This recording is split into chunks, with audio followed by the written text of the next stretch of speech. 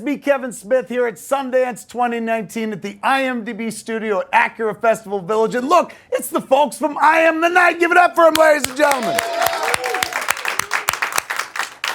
This project, this is a TNT limited series. I always want to say mini-series because I was born in the 70s, but limited series. Yeah. That's a true crime story as well, which like leans into the lady who made Monster years ago. You are the creator, though. Take us into it. You know, the story starts with Fauna Hodel, who grew up very poor outside of Reno, Nevada. And, you know, it's a young woman who set out to find out who she was and found out the worst things are true. Basically. Which somehow like leads into the Black Dahlia case as well. It all comes into, you know, Hollywood and LA and all those crazy things. Now, just putting this aside, and we'll get totally right back to it and whatnot, but as a writer, your journey, I heard, was like really different than most cats. Take us through it. I love stories like this because there are those of us who are like, I want to write and do stuff like that. And then there are people that back into it through other means. Those are the people that wind up telling wonderful stories. Tell us how you wound up in it. That's a long story. It is a good one. I've written books about it. I come from nonfiction, and I started off, actually I was writing about fighting, and I lived in Thailand and was fighting there, and you know, sold a magazine piece to Men's Journal, and then traveled around the world fighting, and then I was a firefighter and worked at the South Pole, and I sailed around the world and all kinds of crazy stuff. And then luckily, thank God, I met Patty Jenkins, and you know, you live in LA and you're in a gold mining town, so everybody gets in the gold business, and started writing screenplays, and here we are. And you live a life like that, you got a lot to pull from. Like most writers, like when I started writing, I was like 23, I did fucking nothing with my life. You went out and lived a massive life, and you were like, oh, I can write about things that happen. You know, I think it does help with authenticity. It's just, you know, I know a lot of people, I know a lot of weird people, and I've lived through a lot of things, but it's more just the research, you know, coming from nonfiction, you do a lot of research. And, you know, the more authentic detail, the more you can get into something, the better it is, always. Now, as you mentioned, you guys are a couple. How fun is it to work together, even if the material doesn't lend to itself to like, yeah, we're having a blast telling a story about murder? I think it's super fun. You wrote the book on writing with your friends and the people in your life. And so for me, we're working together all the time anyway. We both live together and we're both writing and we're both, you know, showing each other our things all the time. But actually getting to legitimately be on the road together and making on set together and all of that was awesome. Yeah, and I get to work with the greatest, you know, filmmaker of our era. So no doubt. That helps. That's no good for me. doubt. And let's stop just for a moment to acknowledge, because I didn't get a chance, I've said this many places, but not to your face. And part of the reason I love doing this stuff is you get to meet people, even momentarily, whose work you absolutely love.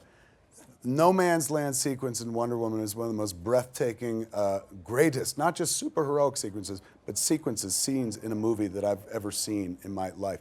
God, thank I you. sat next to my wife during Wonder Woman, and as the Amazons jumped off the cliff, firing arrows and stuff like that, as they go to war, my wife's next to me crying. I go to every comic book movie, and I try to drag her to some, and generally she doesn't have any interest because she's like, Spider-Man, Batman, like, call me when it's a woman. It was a woman, brought her to it. She was crying. I was like, what are you crying about? She goes, you get this every week. This is the first time in my life it feels like someone made a movie, cared about me and stuff. That's beautiful. That still to this day blows me away.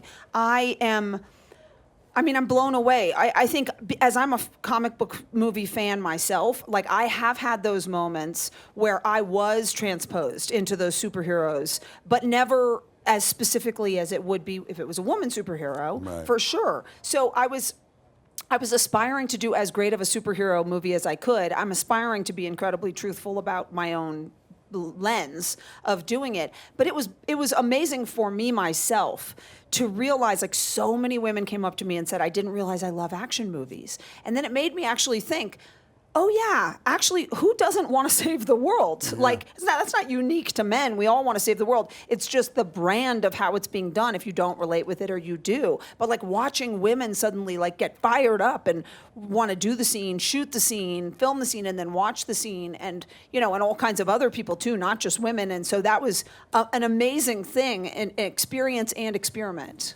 It's when you think about it, there were a lot of people that were waiting on that, men and women, their whole lives. I want to see that, and you delivered in a big bad way. Thank you.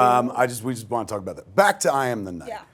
True crime is in your background, as we talked about before. Monster, of course, is the movie that launches you onto the world stage and whatnot. And now with I Am the Night, we're doing another true crime story.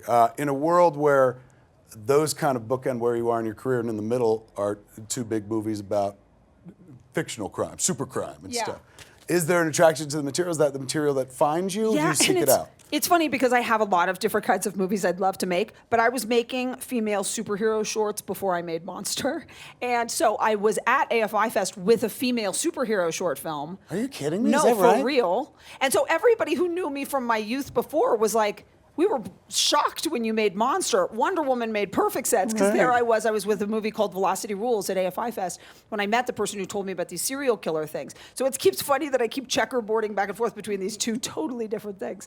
But in all those cases, and I think even why I like the metaphor of superheroes for all of us is like human behavior and extraordinary circumstances, right? That's what kind of runs in all of them. There's genre and there's extreme stories. The thing that I love about true crime is that every once in a while you read some true crime case, and definitely when I saw Eileen Wuornos's story and when I heard this story, you just can't figure it out. How did that happen? How did this lead to this, lead to this, lead to this? And so then it just captivates me that like someone who was born normal ended up going down this road. How did that happen? How did that happen? Like what step led to what step what? So I think I'm just, the same reason I'm a filmmaker is I'm super interested in people, and that ignites my interest every time. Now, you guys knew the subject? You knew Fauna? Yeah, I met her 10 years ago, and a mutual friend said, you've got to meet this woman and hear her story. So people do that all the time, and you think, okay, cool, let me hear your story. When she started to tell me, I was like, jaw agape. I'd never, ever heard a story like this, and I couldn't believe that it wasn't a super famous, well-known story. And there was all of these books that supported it, and like all of this evidence, but it was easy to see that it was obviously true. Right. But then even how it led into some of the biggest mysteries of Hollywood, when you led those lines, that same part of me that's like, how did that happen? Every time I had ever looked at Approach to the Black Dahlia before in people's versions, I was like, oh yeah, maybe. This time I was like, bing, bing, bing. Oh my God. That makes perfect sense why that body was positioned that way and treated that way and all of those things. So I became captivated with the story, and I ended up trying to do it right then and there, but nobody was making limited series. It was still made for TV movie back then. And so nobody, it just didn't take off. And then I went on and did my own things, but I ended up becoming really good friends with Fauna Hodel, and she kept saying, you're going to be the one to do it. I know you are. And then it just so happened that the conversation came up while we were making Wonder Woman. Chris and I started talking about it. Then I ended up talking to Sam about it. Sam had a eureka moment, and here we are. So, and it seems like you use Wonder Woman as a casting couch of sorts, where you're like, I'm going to take this cat, I'm going to take this cat. But you, of course, you're the fresh face. You didn't come from Wonder Woman, but you're playing the... just getting started. Yes. One of the Amazons, don't you? I remember you jumping off the cliff. I was like, they got to give her a meal quick. Let me ask you about playing somebody in real life, who's somebody who existed. Intimidating? Like it's wonderful as an actor or actress to lose yourself in a fictional part, but you got to carry the weight of the responsibility of truth at the heart of this. Yeah, of course, it's definitely daunting. I mean, but luckily the two of them and really just the entire group in general, as well as Rasha and Yvette, Fauna's daughters, who was so wonderful. Everyone was very encouraging. So any pressure that I felt and any kind of intimidation that I felt, or not even intimidation, more just worry of just wanting to do, as truthful a performance as I could do, just in memory of Fauna, but also for everyone involved. It was all self-imposed. It was mainly from me. I would imagine, too, if, like, in a series of 6 episodes, like, you get to really pull the taffy and get deeper into a character than you do in, like, the feature world. Oh, yeah, it was unlike anything I've ever experienced. It was wonderful to... And she crushed it, by the way. Oh. That's the key as well. Thank you. He's not here, but what was it like working with Captain Kirk himself?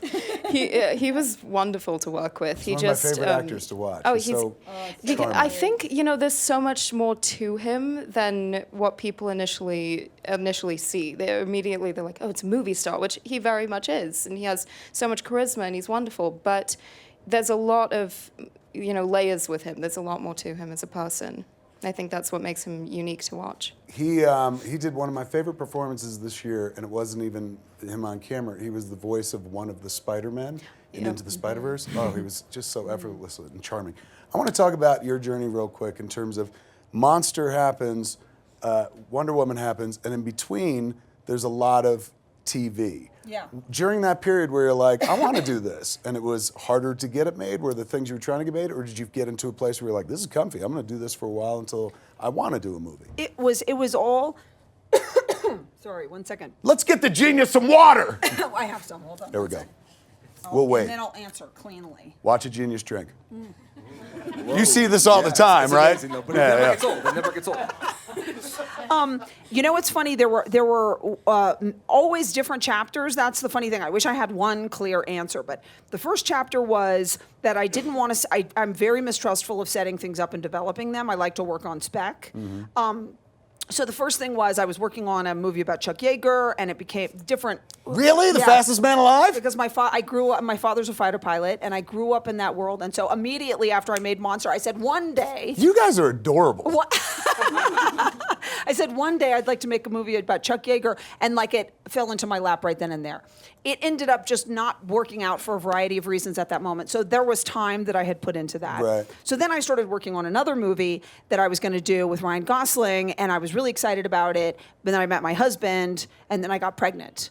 And so then I was like, oh, okay, well, I'm not going to do it and deliver in the middle of that. So let me have my son, and then I'll do it. Let me create one thing at a time. Exactly. And then once I had my son, I realized I had started working in TV where I was like, okay, cool, I want to work. So I'll start working in TV. Once I had my son, my style of parenting and he was a very present and demanding baby. He was not like Mr. on the fly. Right. I realized I couldn't go and do the kind of the movie that I was going to do with Ryan would require me to go and plant myself in a prison for a long period of time because that was where it took place. So it just wasn't. Oh, literally. You're not even figurative, like in a literally. prison. And I was shooting it in a prison with real inmates. It was just the two things didn't sync up. Right. So I put a pause on it. I did TV for a little while. And then when I came back, the bottom had fallen out of the indie film market completely. Right. And suddenly I was like, whoa. So suddenly I couldn't get that film made. And, but it was different chapters, but definitely there were, probably woman director things that I wasn't aware of. I do think that, it's easier to get, it has been, there have been different shades of that going on, but really it's hard for me to know because there are so many different chapters. So in this, you did how many of the episodes? Two? Two, the first two. And who did the other? So the great Carl Franklin, who like One false move. Yeah, man, who rocked my world in Devil in a Blue Dress. Yeah, I mean, I like sat and studied his films, have loved his films. He was a guy who was doing it before we were doing I know. it. I mean, New York, I'll always remember sitting in the theater and watching those movies and just being blown away. So the first thing that happened when I realized I couldn't do them all, because I was supposed to do them all, and then the Wonder Woman schedule got jammed up. And so I was suddenly like, oh no. I was like, Carl Franklin, we have to get Carl Franklin. And so I banged down his door, and he joined us and was amazing. But he couldn't take on all four remaining either. So then we found a wonderful woman, Vic Mahoney, who has a whole other point of view. And so that was kind of fun. I'd never done that. I had definitely done a lot of variations, but not picking and supervising. I didn't supervise, but making sure that it would be one flow. Yeah. And it was great. It ended up working out. We all had a really great time doing it. Is there like a conversation to be had with the two other directors going, this is what I'm doing, so can it kind of be like this? The thing is, I was a producer on the show, and I had built it for years, but also 6 could months. kind of dictate the so I tone. cast it, and I did the sets, and I do all of that different stuff. So it's not about dictate. It's almost like when I've done pilots, like when I did the pilot to The Killing. Your other directors are coming in and doing it, but you've laid the groundwork of the style of shooting and who's shooting and how they're shooting and all of that stuff, and that's a fun thing to do. This was very similar. We built the world and how it worked and what the rules and regulations were and put the teams in place, but then they very much brought their own vision and fantastic ideas and great work. When did you have time to do this? Between the two Wonder Womans or super during? tightly between the two Wonder Womans. When does it air? When do we get to watch it? TNT? Monday. Starts on Monday? Yeah. And is it all 6 parts, like 1 week after another, Yeah. or 6 in a row or something like that? 1 week after another. Fantastic. Every week. Before I let you go, I know you can't tell me a bunch of stuff, but Wonder Woman 1984 is done? Just done. All just finished. Days before Christmas, we wrapped. How nice was it to go back into the world with what seems like a lot of the same people? It was awesome. I'd never done that before. Like I'd never, and it was funny because you make these movies for so long that it stops being like a movie. It stops being an exceptional thing, and it becomes your full blown life. So it was actually interesting when Wonder Woman 1 was over. I was like, so wait, what? Like. Were we not talking on the phone every day anymore? So Aren't we friends? Yeah, I thought you're who I ask these things to about my life, you know? So it was like there was this great comfort. And then to come back, obviously, you know, the DC universe has gone through all these changes and all of these different things. But to now return as something that there was a shorthand for understanding what you're doing, that was wonderful. Same crew was wonderful. I love my cast and they were great. So it was a new experience for me to return to a home, and I really feel that way. I feel like I live there, and so it's nice to be there. I have one last question, and it is: will you show me a picture of Kristen Wiig in the cheetah outfit? I might show you. That's all I'm asking. Fuck all these people. I just want to say it.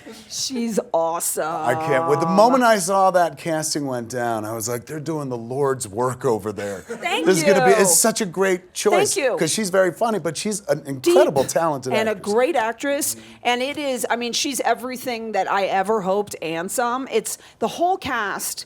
It was also like really, we're all great friends, and they all did their best work. I mean, it was just a thrill to work with them. And you were set in the past, so everywhere you looked, it was like old school. Totally, That's which so was wild. fun. We made this mall, and I was like, I don't want to leave this mall. I feel like we're going back to a time before we knew that all this was going to ruin our lives, you know? Give it up for the folks from I Am the Night, ladies and gentlemen. Thank you.